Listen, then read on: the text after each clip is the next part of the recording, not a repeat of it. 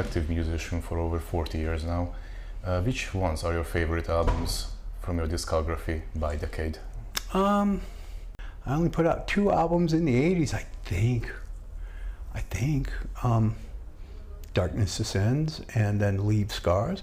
I love both albums, so that, it's like, which one of your children do you like better? I like both albums equally. So I know a lot of people of those 2 albums, they prefer Darkness Descends. I understand that completely. It's a great kick-ass record, so no doubt there. And then in the 90s, holy moly, there were so many things I was starting to put out. I mean, one of the albums that comes immediately to mind is City from Strapping. I mean, that's a landmark, brutal record. It's kind of overlooked in the annals of over-the-top, heavy, extreme music. But if you haven't heard City by Strapping and you call yourself a metalhead, then you definitely want to check this one out, because if you don't know it, you're going to be like, how did I miss this?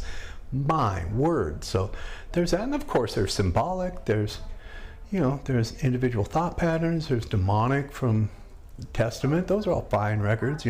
Old Man's Child, another album of the 90s. That was pretty good. So, and then we've got in the 2000s, bunch of Strapping material, and then Dethklok, shoot, god dang, I got Strapping Young Lad Alien. That was a killer record. Anything from Dethklok, Dethklok, Death Album 1, Death Album 2, those came out in the 2000s. And so, those 2 albums in the aughts, I guess, the OOs, I mean, Death Album 1, Death Album 2, those are 2 killer records. And, I mean, Dethklok was the biggest death metal band in the US anyway for a long time there. Where, both of our albums, charted in the Billboard charts, for like in the top 15 or something like that. Yeah. We had one album go top 10, like next to whoever, Bruce Springsteen or whoever was big, at that time. I don't even know who was big then, but if they were big, we were on that list with them. And then, later on, you got more Dethklok records, and you got some Bear McCreary albums. Those are good. I did a whole ton of Testament records. All of those are pretty worthy in the Testament catalog. There was no slouch of an album with Testament, and they're very popular with people. So there you go.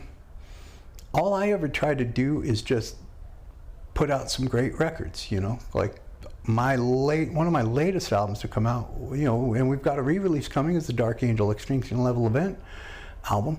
That's no slouch of a metal record either. So that's one thing I've always tried to do is always tried to put out, metal records that I'm proud of and that stand the test of time in metal. I think if you go down my catalog, I think I probably have more albums out than most musicians who have been doing this for 40 years. I think I have a whole lot of folks topped in the actual quantity of albums, and I also want to think that the quality of a lot of these albums I've been a part of have been, pretty up there in quality. So, it's up to everybody else to make their own minds. I mean, people could hate all the things I do, that's fine.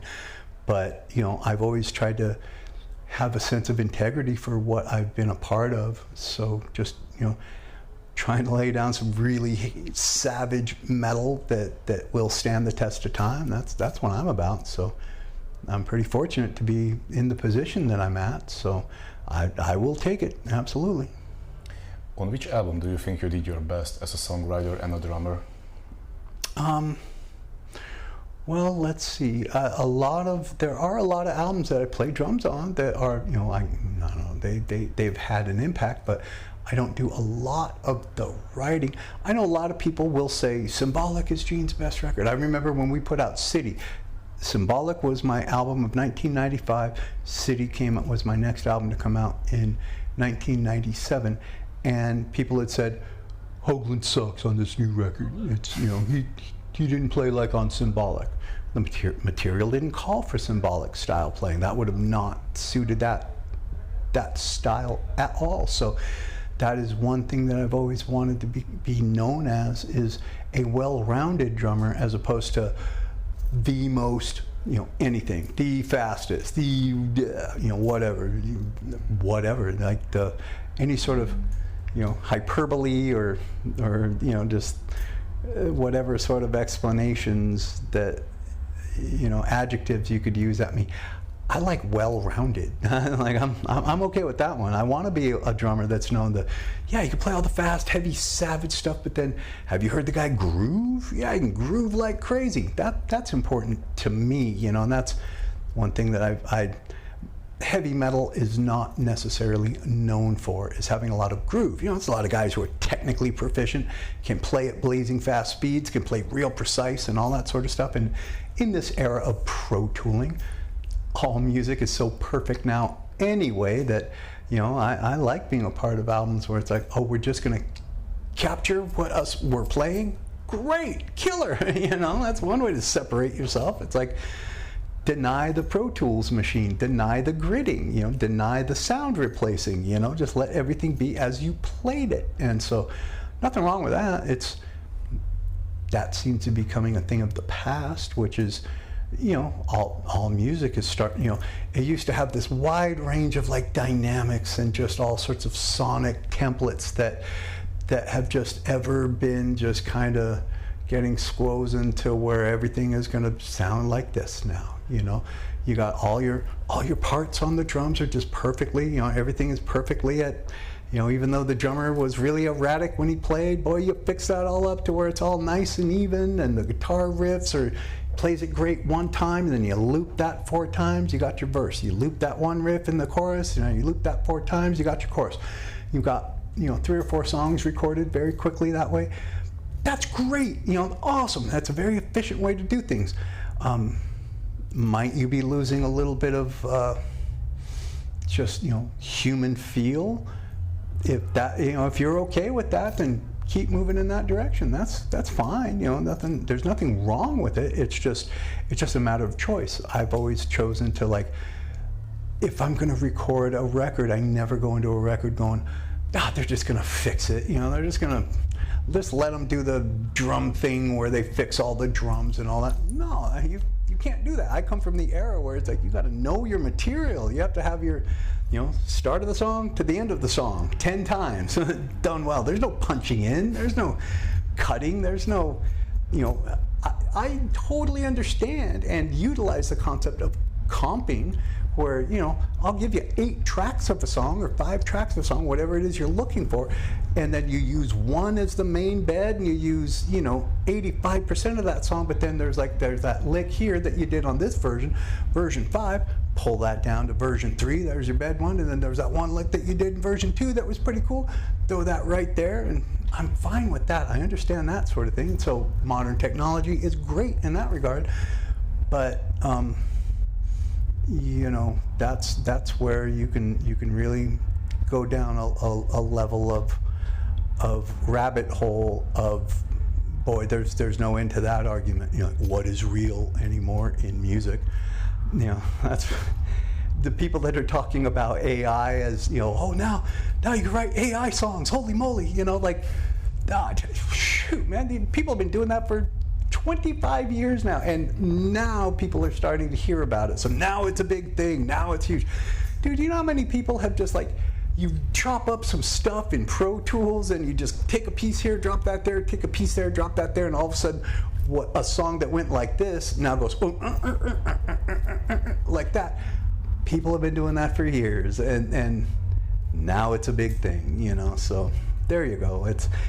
People just like to get on their soapboxes, I suppose. In general, which albums were the most inspirational for you from a drummer's perspective? The ones from other people that I listen to? Boy, anything with Stevie Wonder has been a huge influence on me, because Stevie is such an odd drummer. He's been my favorite drummer for so long, but when I was coming up, when I was just learning how to play drums, some of the albums that were very impactful on me were my first big impact was Peter Criss, the Destroyer album. That was my first real, hard rock record that I was getting into. I was like 8 when that came out. And then all the guys like Tommy Aldridge with Pat Travers and the Ozzy live album, Speak of the Devil. Tommy Aldridge was such a great drummer on those. Cozy Powell with Rainbow, he was amazing. And Neil Peart, huge influence, especially on that, from like 2112 all the way to like Moving Pictures. All those 4 records were huge impacts on me. Terry Bozzio, definitely, when he was with UK. Mark Craney from Gino Vanelli, yes. The godfather of all metal drumming, Bill Ward, you know, all his Black Sabbath era stuff. Alex Van Halen, huge influence, you know, so it was so magical having so many amazing drummers that there was no pro tooling back in those days, you know that was the guy playing it, and there's something very satisfying about that. Because I freely admit, I mean, there's so many young guys out there now that, you know, the feet are all blazing, the hands are all blazing, the fills are all just perfect, and they're all played the same fill, that real fast, you know, single stroke roll going down the toms.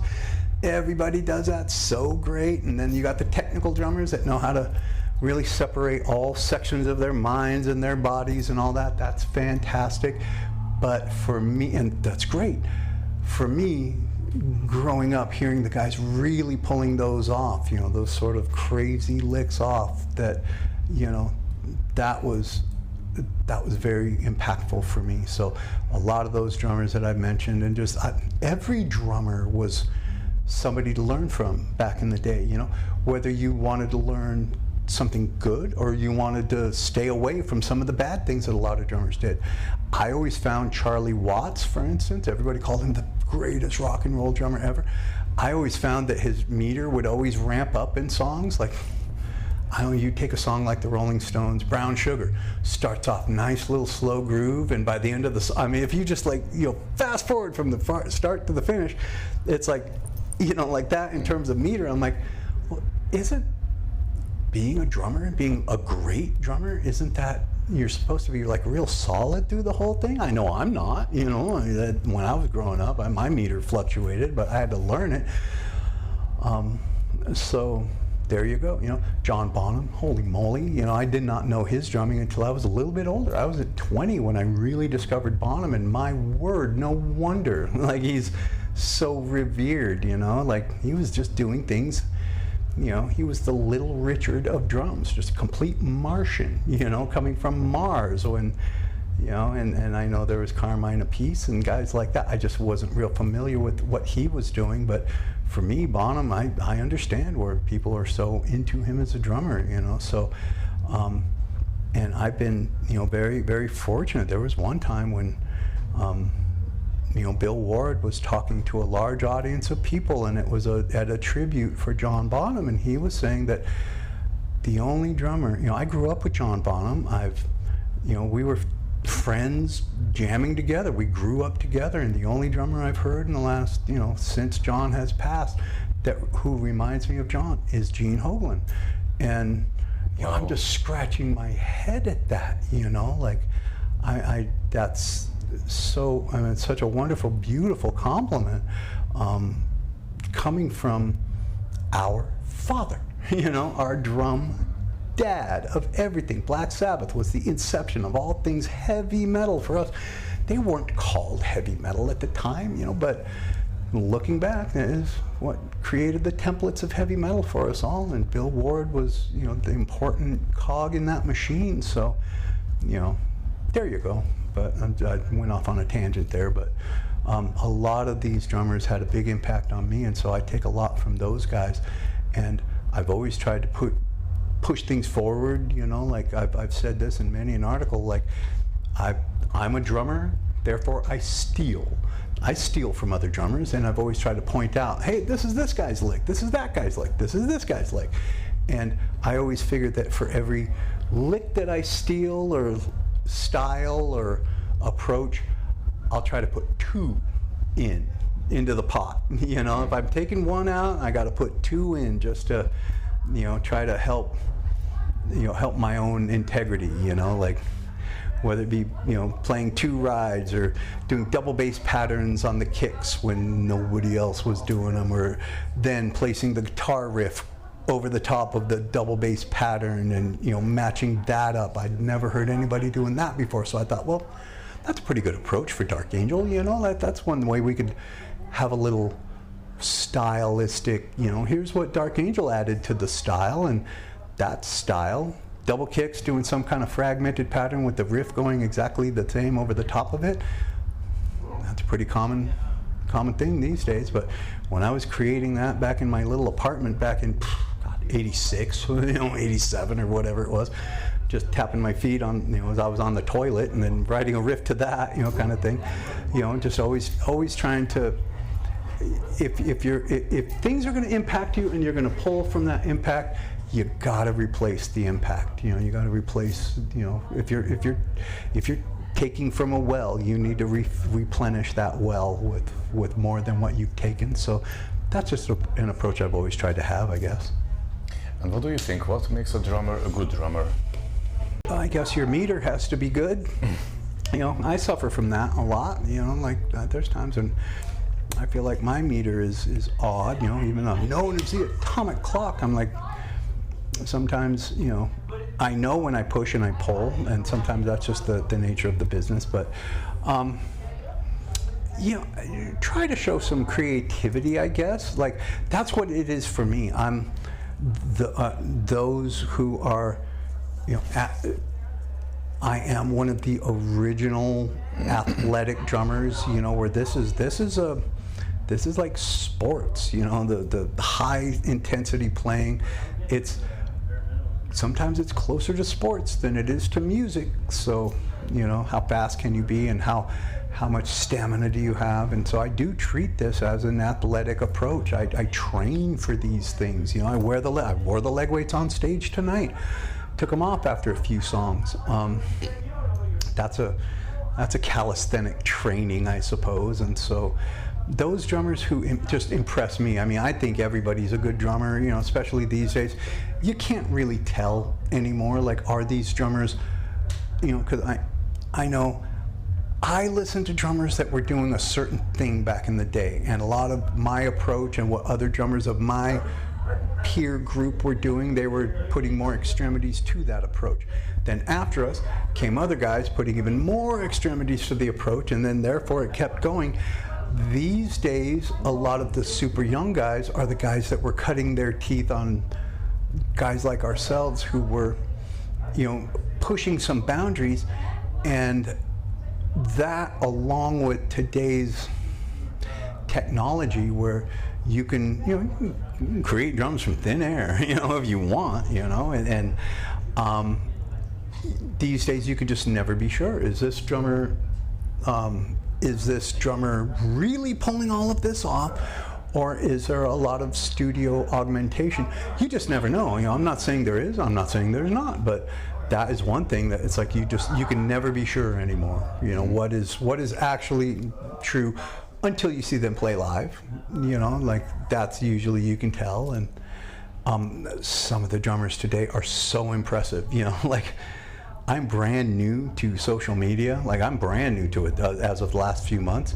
And so I guess my algorithm now is just that it feeds me all these, like, couple-minute shots of these drummers doing insanely amazing chops, insanely technical patterns that they look like they're falling asleep while doing them. And so it's so impressive. There are so many impressive, amazing drummers that is live right there. You're seeing it, you're hearing it, you're seeing it done.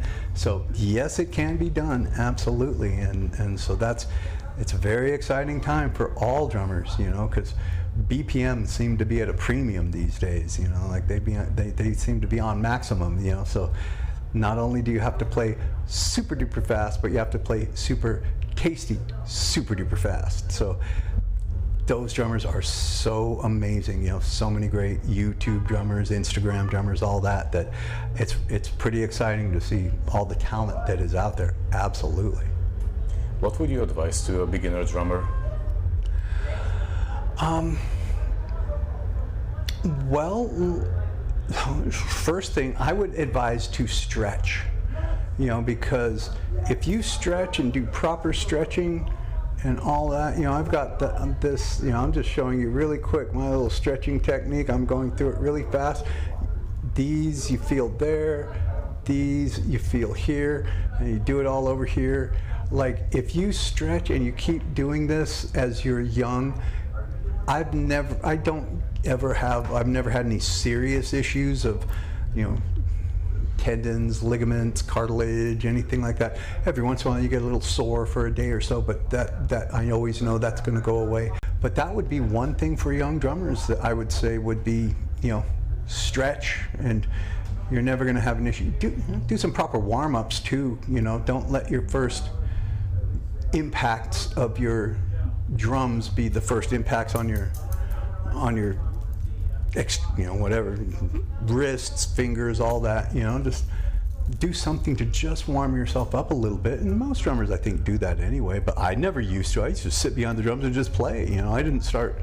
I was playing drums for a few years, 5-6 years, before I started warming up before shows and things like that. And I think it's done me pretty well. But a lot of the advice I would give young musicians would be, contracts. If you want to be a part of this industry, contracts are going to end up being some things that you end up coming across. So learn how to read a contract. These days, independent releases and things like that are much more prevalent than they were back in the day. So the necessity for knowing all sorts of contracts, legal contracts, recording contracts, artist agreement contracts, managerial contracts, merch contracts, booking agent contracts. A lot of those, the booking agents still important, merch still important. A number of those contracts are still important. Some of them have dropped off the importance meter, but learn some legalese, because that's always gonna serve you well if somebody's trying to give you a bunch of information in terminology that you don't understand. A lot of times that's gonna be like, I don't know what they're talking about, but sign it anyway. You never want to be in that position. Just arm yourself with some knowledge, and you're always, you are your own best friend. You are your own biggest champion. So definitely, arm yourself with the knowledge that you need in order to, survive and thrive in this industry. That's why I get to know the business aspects of it. If this is something that truly does interest you to stay in this business, then you need to know how to navigate your way through it. And by arming yourself with a little bit of the terminology of it, that's going to help you tons. If you could master a new instrument, what would it be? The hurdy-gurdy. Oh. Because I see Bear playing that thing, and that's just the coolest sounding instrument. Bear McCreary, I see him playing that, and it's such a complicated instrument. Like, I've been playing guitar as long as I've been drumming, and I've always said, as a drummer, I'm okay, but as a guitarist, I rip. Especially when it comes to playing anything thrash metal. I'm a very formidable thrash metal guitarist. So, I play, I write, I play on a lot of albums, I write a lot of albums. A lot of guitar playing that you've heard, that's on a lot of albums that I've been a part of. That is me on guitar. So, and that's pretty commonly known, but not by everybody. It's not exactly a secret. So, I played on a lot of Dark Angel albums and things like that. But yeah, that darn hurdy-gurdy, let me tell you, that's pretty fun instrument to hear. I like it. You have worked with many different artists and bands since you started playing music. Which cooperations do you value the most? I can take inspiration from every circumstance I've been in. There's always some kind of knowledge to be learned from every single collaboration, whether it be a years or decades long collaboration or something that was very short. You can always learn something very important and impactful from those collaborations, I suppose. So I've learned something from everybody I've worked with. I've learned a lot of the things to do, a lot of things not to do. One of the earliest ways, one of the earliest collaborations that I had that I took something from to this day is by working with Devin Townsend. And allowing Devin's work ethic to enter my work ethic, because Devin, he's a very hard-working musician, and he was always like, well, if this is going to be your job, you have to treat it like a job, but it's not going to be a job that's a 9-to-5 job. This is it's a 9 to 4 a.m. job kind of thing, You get up at the crack of dawn and you're working until, you're working 20 hours. There are days when you get 4 hours sleep, 3 hours sleep, 6 hours sleep, whatever it be. And, be ready to put in the time and the effort. And look at Devin. He has put in the time, he has put in the effort, and he's a great success because of his work ethic. And his talent is off the charts and his music is great, but you could be a talented guy. You can have all the talent in the world, but if you don't know how to organize your time or your talent or your career, then that doesn't mean anything. You're just a talented guy that never got out of his bedroom, his basement, his garage, or whatever it is. And having talent and also the ability to organize is, that's something. And so working with people who are well-organized folks that know how to structure a career, that's always had a big impact on me, so I just try to do the same. There's no time off, there's no days off, there's no even time off, like at the end of your day, if something happens at the end of your day, which it has a million times, where you're thinking, I'm shutting everything down for the day, and then you get that email that has a fire blazing inside it of something you have to put out. You're like, okay, I'm going to be up for another, I'm thinking, it's 2 a.m. I thought I was going to sleep, but this needs attention right this minute because there's, it's time-sensitive material happening here. Got to get on it. You're going to lose some more sleep, but that's okay. That happens all the time, so just be ready for any kind of zig and zag and any sort of curve in the road. Just be ready to drive straight through it, and that's one thing that I've learned from my collaborations with everybody. A lot of people are good at it. Some people were terrible at it, so a lot of guys are able to really make a success out of themselves, and other guys were probably fortunate that they had somebody around them that was able to kind of shepherd them, usher them into success. I've seen a lot of bands just kind of trip up the ladder of success, doing every wrong thing imaginable, but still, they're popular, and then, they have a career in the music industry. It happens, totally. Do you see any chance for a Strapping Young Lad reunion? That would absolutely be a question for Devin, because I'm all for it from a musical standpoint. Of course, I love Strapping. I love Strapping's music. I've said this a number of times. My first question, if Devin were to ever approach us or myself or whoever, with the thought of doing some more Strapping, my question would have to be, okay, Devin, what's going wrong with your life? What's going wrong? I'm like, what are you pissed about? Because I know that I do know that Devin is very content to have Strapping in his past, and so I know he actually played a few songs live lately from Strapping Young Lad, and that's understandable. Playing a song or two, that's cool. That's I'm sure for Devin, he's like, that's the most energy I can give it. The fans are asking, and I can play a, probably, I would imagine, Love. I think that was a real popular song. Maybe a Detox or something. But yeah, I think Devin is okay to have Strapping in his past, and we all are. I love the music, and I just thought it was amazing and awesome, but I wouldn't be able to devote any time in the schedule to it till probably 2028 at the earliest. So even if you were to say, hey, let's do this right now, it would be like, bro, I know I couldn't get to it till a couple years from now, kind of thing. So but there you go. But it would always be fun. It would be a fun thought. And who's on your bucket list to work with?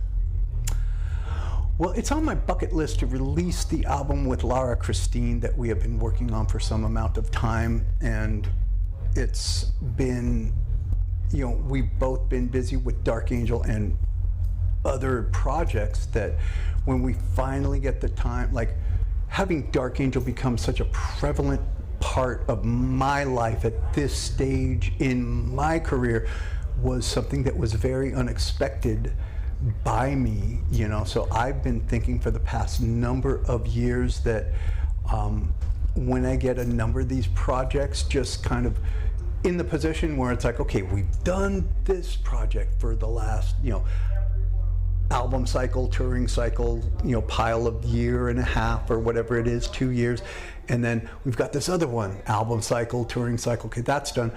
I can start really focusing on this project that I really want to get off the ground with Laura Christine. And Dark Angel, for instance, is a project that has come up that has, you know, I was not expecting this to be as important a project for all of us as it is. You know, I thought us getting together and playing some shows and doing some of that kind of thing was going to be killer. But in order to remain a viable band that is not just a legacy band, yeah, you've got some albums from the past that you'll go play some festival shows in the past, you know, I mean, of these albums from the past. If we want to remain a viable unit, we would have to join the current recording ranks, and so that's what we have been working on. So my bucket list is to have this, you know, the release, you know, the eventual recording and release of Laura Christine and Mai's project, as well as the proper release for a Dark Angel album in the future, having that buttoned up so I can properly focus on having Dark Angel being the focus that it is now, because I've got my focus lasered on it, but now being able to get out there and also be a focus for the audience, focus for, you know, a record label, a band of people who are going to help promote this record properly. That's something that I'm working on, and having that happen. And that's one thing that I've always known about myself, is that I'm always really good at landing on my feet. Like, I can take any kind of, you know, whatever sort of you know, negative something that might happen, some kind of disaster or something, I will always find a solution for it and turn it into something really good. I've made a 40-year career of doing a lot of that, so I will continue to do so, and like Dark Angel will find a proper home, a proper release, a proper, you know, just a proper future for ourselves, where, you know, we're right out there with everybody else putting out records and doing it on a large scale. So, you know, something that will impact people, and people will go, okay, Dark Angel album, I'm listening, I like it, I don't like it, whatever, that doesn't matter, but as long people are going to be able to hear it, and that's the most important thing. If you hear it, I'll let you make up your own mind. That's all I've said forever on this record. So it will have a proper release in the future. I can guarantee that, definitely. Is there any other new genres that you would like to try? Some other genres where you would like to explore yourself? You know that genre where you put down your instrument and you lie on a bed and you play video games all day? I want to be a part of that genre where you just get to relax.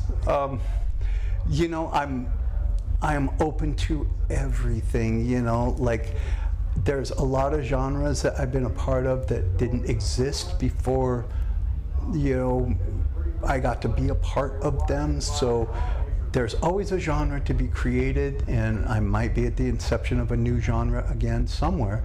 So we'll see how that goes. But yeah, I like the where your sleep sounds are recorded for a year, and that's all you do is sleep, and then you put that out on an album and you tour that. So that's what I'm looking forward to someday. But we'll see. What do you think about electronic music or tribal rhythms, for example? The electronic or tribal rhythms? Well, you know, they're a lot of them are, you know, deceptively complicated, even though they sound primitive. Mm-hmm. You know, I mean, a lot of it sounds like, you know, kind of a George of the Jungle sort of approach, but. You know, I know there's a lot of technicality to a lot of the Brazilian rhythms and things like that, and the bembe beat and things that, you know, allow a paradiddle to sound really extreme and exciting. And electronic music, I mean, that's, you can go anywhere with that, you know, and I like anything when it's done sparingly, I guess. You know, Devin Townsend, Strapping Young Lad. We were venturing into electronic music when that at an earlier phase of it, where it wasn't as prevalent. Nowadays it does appear that it is a mandatory element in a lot of the newer bands, which that's fine. That's that's what these bands want to do. Kick ass, nothing wrong with it. Do it well. Anything done well is killer. That's that's the way I feel. If you do it really well, it's really catchy, it's really engaging, then nothing wrong with that at all. God, like right in the middle of that song New Beat by The Shape of Punk to Come, The Refused. Remember that song? Which one is it? I think it's called The New Beat. It was a big popular song. Dun, dun, dun, dun, dun, dun, dun, dun. Dun, dun, dun, dun, dun, dun, dun. And then they're about to kick into it, and then it goes off in this little airy little electronica little bit for a moment, and then it just comes slamming back in. Well done. I mean, that was a great song. It came out in 97, 98 maybe. And what a kick-ass approach, just tiny little 20-second interlude that led to, the apocalypse of sound coming after it. That was well done. Little piece of electronic music there. So there you go. Do you have any plans to publish an autobiography? People ask me that sometimes, and now that I'm involved in my own social media for the first time ever, I do see the requests like, "Hey, Gene, can I help you write your, autobiography? Can I write a biography on you?" And that's when my ego gets big enough that I feel like my story needs to be told. Because I tell you, I definitely have a story unlike anybody else in this industry, from when I started, what I was doing when I started, and all that kind of stuff. Being involved in the scene as young as I was, and doing a lot of things that I was too young to be doing, being a witness to, and being, involved in the clubs at age 13 and going to the clubs and seeing all the bands that got huge and having those guys sleeping on my couch and all that kind of stuff. I had a childhood unlike most others, but isn't that always the most boring part of somebody's autobiography? I was 7 years old when my dad played me my first Chuck Berry song, and I knew that I wanted to get a guitar for Christmas that year. And then, who cares, man? Just get me to your first concert and all, just all that kind of stuff. I get that, but so all the things that I hate about other biographies, autobiographies, it would be a mandate for mine to help show you where I came from. So that's where I scratch my head. It's like, you've crabbed about all these other people's, from Lemmy to Keith Richards to you name it, all these people that had this big long section of their childhood that nobody but you care about, Lemmy or Keith Richards or whoever. Maybe I would have to put myself in that same boat, where I have a pretty trippy childhood that people will be like, holy moly, I had no idea. I've got stories going back to then where anytime I tell somebody these stories, they're like, wait, what? What? So, yes, this very famous person said this to me one time, or I was in this conversation with these two very famous people afterwards, and they're talking to me, asking me my opinion of whatever, whatever it is. I have a lot of stories like that nobody else has. So, do I do a disservice by not doing any of that and just jumping right into the, here's me playing shows? I don't know. So that would be a complicated answer. So, I'm just like, who would care? Seriously, I know my story is neat to me. My story is neat to anybody. I ever let a little couple of stories drop. I tell somebody something, they're like, I never knew that, Hoglan, holy moly, that's pretty crazy. But would the world care? I have no idea. Yesterday, Sepultura started the European farewell tour here in the Netherlands. You mean that one that they've been doing for the past 5 years that doesn't look like they're actually saying farewell or anything? That one? No, I'm just being handy. Yeah. It's like, yeah, that one. And recently a lot of bands split up, a lot of musicians died, unfortunately, in the last couple of decades.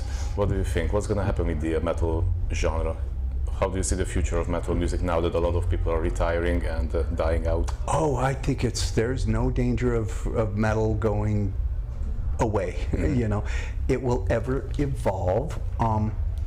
And I have a feeling, since it is metal, metal, I do feel like we do bring our influences with us. We let people know this is where we come from. This is where these shoulders that we stood upon, they existed, and their music is important. That's why you see a band like Dethklok representing death with fans that are 20 years old, you know, as well as pushing 60. You know, our age definitely runs the gamut, and so that's something that I think has always been important to metal fans, is that they don't forget where we come from. We always, you know, acknowledge where we do come from. So that is something that I think metal is always, no matter, it's going to evolve. You know, we can crab about our kind of metal was the best and all that, but you know, I mean, there's 20-year-old dudes now that are going, that's nice, granddad. You know, but we're not making granddad's metal anymore. Your little Slayers and Metallicas and Megadeth, they were neat, but we do this now. You know, we're Slaughtered to Prevail. We're Lorna Shore. Much more extreme than our kind of stuff. So the fact that that is popular, you got to give that some credit. So, you know, it's going to evolve into even heavier, more extremes, and more acceptance. So, you know, it's always going to be in a good place. So metal left in the hands of the younger generation is going to be fine. And what do you think? What was the golden age of metal music?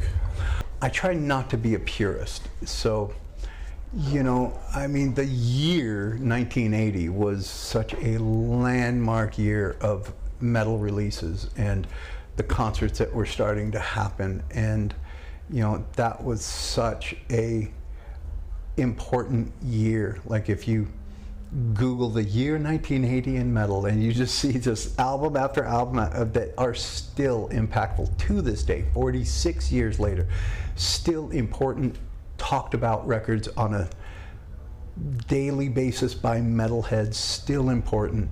You know, that was a pretty remarkable era. And then to think that the next major paradigm shift in metal, in music, period, thrash metal, came along 3 years later. You know, I mean, usually, like, we think about the Iron Maidens and the Motorheads and the Judas, you know, Iron Maiden's first album, Judas Priest, British Steel, you know, Motorhead, Ace of Spades, Black Sabbath, Heaven and Hell, you know, AC/DC, Back in Black. You think of those as some pretty classic records, but then you realize Kill 'Em All came out 3 years later. Show No Mercy came out 3 years later after all that. And it just seemed like there was so much music just packed in those, 6 or 7 albums I just mentioned, that could last for decades and decades and decades until the next big thing came along. It was 3 years later. So, you know, that is pretty exciting. So the 80s are a pretty landmark year for it. You know, that's where all the templates were set. All the things that people listen to today, they were all set in the 80s, you know? I mean, from the traditional metal to the thrash metal to the death metal to the black metal, you know, grindcore, all that, you know, the Grind Crusher tour that happened in 1989, and, you know, all the death metal bands that were putting out death metal projects in 89, 87, you know, these are all musics that are listened to and influencing people now. So, you know, the 90s definitely had their impact, absolutely, you know, that's, you know, for those who are fans of the, well, I can't say there was any groove involved, but the new metal movement that came around, that is something where, for the first time, I felt, you know, that was for the first time I felt like, as a genre, at least the music was very heavy for people, like, back, that was popular. You know, you had your Korns and your Deftones and Limp Bizkits, all those bands at the top of the charts, in the 90s with the new metal stuff, and that might have not been the kind of music that the average like metal guy is going to listen to. But the one thing I would give them is that if that's the popular music, it is a lot heavier than Motley Crue and Cinderella and Poison of a decade earlier that was at the top of the charts. Now you got this down-tuned, kind of music that's making it on the radio, and people are getting exposed to some heavy music. And so, I do find that from that sort of new metal era, you've got a band like Linkin Park who was I hear Linkin Park in every single new band now, Even the brutal death metal bands that have the really pretty chorus that has 3 or 4 notes in the chorus sounds very similar to Linkin Park. And that's, I think back then, originality, it seemed like a lot of these bands were they probably weren't as original as we thought they were, because it's like, we got our riffs from Deep Purple, we got our riffs from Thin Lizzy. Thin Lizzy, huge influence on Iron Maiden, but you're not thinking of Thin Lizzy as influencing masses of metal fans other than having great Thin Lizzy music. They were a huge influence on Iron Maiden. You could hear it in Iron Maiden. You hear the Thin Lizzy influence, the Wishbone Ash influence. So what we thought was super duper original, maybe it was, maybe it wasn't. And so a lot of the younger generations who feel like they are being original, they might not even know that, wow, our sound was, we're directly duplicating a sound from 20 years ago. They don't know that because they're like, we're playing what we like to play. More power to them, So each year is an important era of metal. I think that absolutely, whatever's happening right now today in metal is as important as what was happening for me that was having impact on me. Maybe today's music might not have the impact on me that my favorites did, but it's impacting somebody. Somebody's, Slipknot is the biggest thing ever to a lot of young dudes that, now Slipknot fans are now in their 40s, and maybe now Slipknot is becoming your granddad's band. I don't know, but they are definitely an influence on this younger generation. This younger generation has influenced the next generation. So it is a cycle that the genealogy of metal is always going to be really strong, and that's what I was saying a few minutes ago. That it's in good hands. It's never going to disappear or go the way of the dinosaur. Absolutely, it will always be a part of music and a strong part of music. If it's underground, we were always underground. That's where metal kind of exists in its most pristine state. It's not in the shopping malls. It's not on, every single radio station across America or the world or whatever. It is underground. You do have to seek it out. That was us. We're all underground metalers. We had to seek out the bands that we wanted. They weren't force-fed to us. They weren't. We had no MTV. If you wanted to hear a band, you're in the, you're scoping them out. You're at the record store looking at this album cover from this band or this album cover from this band, and you're looking at the song titles. And you're like, well, these guys got cooler song titles, but these guys have a cooler album cover. The band, the guys in this band over here look the coolest. They look like the most metal. So you got these 3 albums you're trying to choose from. There was always that. You didn't have a Spotify to go listen to. Let me check these guys out. Let me check these guys out. Let me check these guys out. You didn't have that. So when they did come up with the kind of listening table where you could check out a track or two, that was always like, oh, thank you, But for most guys, it was just like, okay, well, these guys have a cool name, these guys have cooler titles, but these guys look the coolest and they have cool titles and their name is pretty cool too, so we'll take those guys. That's how you discovered metal back in the day. So, what does art mean to you? I don't even know that what I do is art. What I do is what I love to do, and I don't know if that's art, but I know that I have a passion for making music. That's my only knowledge of what I know how to do. I've never done anything else. Like when when people at my local grocery store, because I do all the grocery shopping for me and my wife, I do the grocery shopping, and they're like, hey, you're back off tour, when's your next tour? It's like, oh, I leave in 2 days for the next one. And they're like, doesn't this ever get tiring or anything? And I have to tell them, this is all I've ever done. You know, since I was 16, this is all I've ever done, is just, you know, put out albums, go on the road, put out albums, go on the road. That's since I was a kid. So, you know, I've never had some life that I had to pivot into this with. So if this is art, then fantastic. I know that this is me getting to do what I love to do, and if people view that or accept that as art, then kick ass. I'm an artist, you know. When people ask me, like, what do you do for a living? I say I'm a touring musician. You know, that's what like.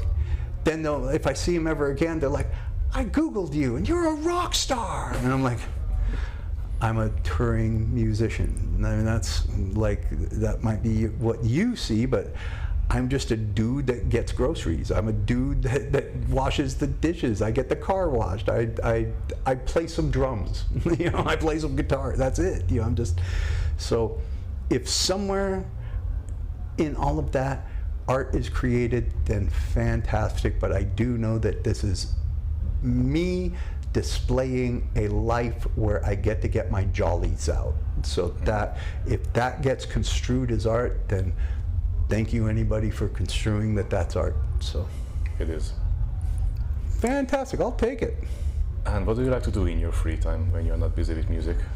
Find things to shove into that free time. Like, you know, a few months back, a lot of very extreme things happened in my professional life that have altered my future to a drastic degree. They've altered elements of my past, and now they've altered my elements of my future. So what has happened is I've had to involve into my already pretty busy life an entire pile of new things to deal with, and that's a lot of the biz of everything. I've got, you know, 5 projects that I'm involved in, 3 of which I run, 2 of which I'm a support member, but an integral part of that, you know, methodology of those projects. So it's pretty busy, and it's gotten even more busy. So now a lot of times where it's like, you know, at the end of the night, maybe I'll, you know, watch a little Netflix, or, you know, usually what I'm doing in my bunk at the end of the night is I'm preparing for the next project. I'm listening to the next project. Now it's like, okay, you got to answer these 7 emails that have come in, and then you got to deal with this, you know, pressing issue, and you got to make sure that bill has been taken care of. You got to make sure that this bill has been taken care of. You have to, you have all these managerial things that, you know, I've placed them on my plate, you know. I used to kind of fit in a little bit of video gaming, and I have one video game I play, and that's Gran Turismo. You know, I'll race for 15 minutes at the end of the night, you know, just to get today's, I call it doing clerical work on the game. You know, there's like a basic minimum you got to do in the game, and you can get that basic minimum done in like 6 minutes if you race the proper track. So it's like, I'll take 6 minutes, get this proper track raced. Nowadays, it's like sometimes I don't even get that, and that's fine. So, but all in all, I have a very easy life. This is a simple life. I'm very fortunate to have a life as simple as this. My problems are all, you know, first world problems, you know, rock star problems, whatever. You know, so I've got more emails to answer, and I've got more, you know, brain that I have to really stay focused on with things. You know, that's why I thank God for the phone and the list. You know, make a reminder for, you know, tomorrow at 8 a.m. to send that email to so-and-so, or check on that bill, that kind of thing. I'm constantly doing that, and every day something pops up. It's like, oh, thank God I made that reminder, because I totally forgot about that. So I'm just having to chase after myself, chase after, you know, my tasks at hand that I have to be responsible and take care of everything, because I'm not only responsible for me, I'm responsible for this band's worth of people and crew, this other band's worth of people and crew, and my own projects, which are my own people as well. So it's a responsibility that's larger than one's self, and you just have to be able to maintain that responsibility. So that is where most of my free time goes. And what are your plans after the tour? The day I get back from the tour,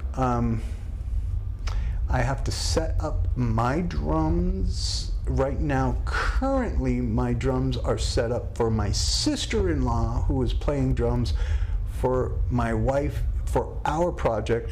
My sister-in-law is playing my drums at home she's playing to our material, Laura and mine's material.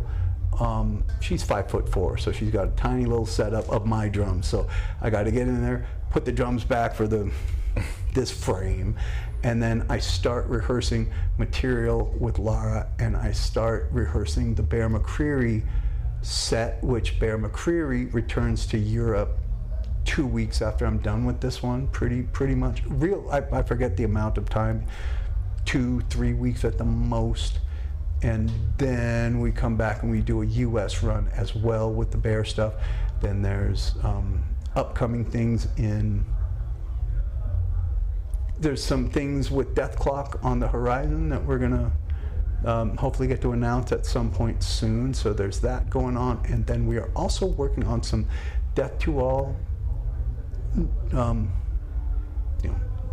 shows, some Dark Angel shows, a lot of biz on the Dark Angel side as well. So that's pretty much encapsulating and encompassing my 2026. And then in 2027, there's going to be a bunch of announcements for things, and it just the machine just keeps on rolling until 2028, and then we keep doing stuff like that. So when people ask me, when do you ever get time off? And I will literally say, I don't know, 2028?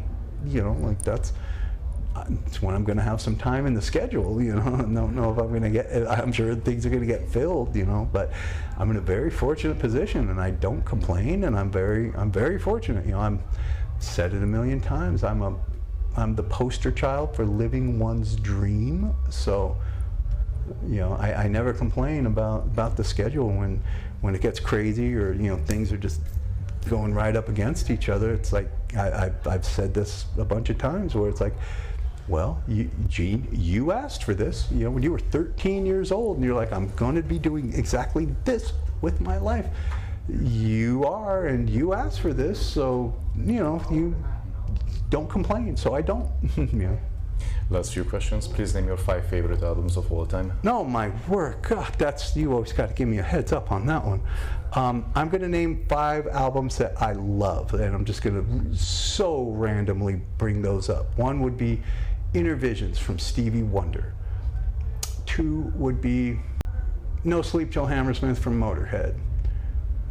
3 would be Brother to Brother by Gino Vanelli. 4 would be Artillery Terror Squad. 5 would be Sabotage from Sabbath. And then, do we stop at 5? Or did I keep going? Let me see, I can come up with some You can others. name a few more if you want. Well, you got Iron Maiden Killers, that's a classic. I mean, you got first album, second album, either day, it could be either one, because both are very impactful for me. Why not? Watchtower, Energetic Disassembly, Rush, Hemispheres, Exodus, Bonded by Blood, I mean, that's a classic. Possessed, Seven Churches, I mean, that's a classic. Sacrilege BC demo, the 4-song demo, that's pretty darn classic. Nuclear Assault and Game Over. Judas Priest, Unleashed in the East. God, that's a classic. Even the extended version that they put out with all the things on it, that's pretty amazing. Cheap Trick, In Color. Queen, Night at the Opera. Ted Nugent, Double Live Gonzo. Angel, Hell of a Band. I can stop there, I can keep going. Those are just some that I ran, it was just a thing. I'm just thinking, what's an album I love every song on? So there you go. So not a dud on any of those albums, so people check them out, kick ass. Satan, Life Sentence, the one that they released in 2013. Yeah, that's a classic. You know, that's an amazing record. So there you go. Fair enough. Awesome, T-Boy. If you could put the artists together for a Gene Hoglan tribute CD or a tribute concert, who would you like to hear to cover your songs? Just to see if they could do them, I would put Dave Grohl on guitar. Then I would put John Bonham on drums. Then I would put, you know, because he never plays double bass. So let's see how you could do a double bass. On bass, it would have to be Steve DiGiorgio, because I mean, he's just the best ever. He's the GOAT, just ask him. And let me see.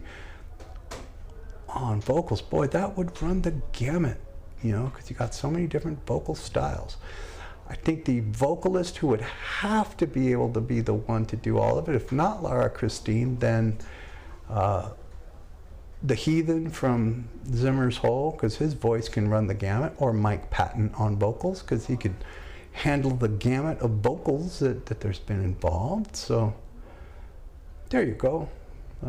Shoot big. You know, there you go. And then on keyboards, who would we have? We'd put who's the rainbow keyboardist? Don Airy. Don Airy. There you go. If we needed a keyboardist. What's the meaning of life?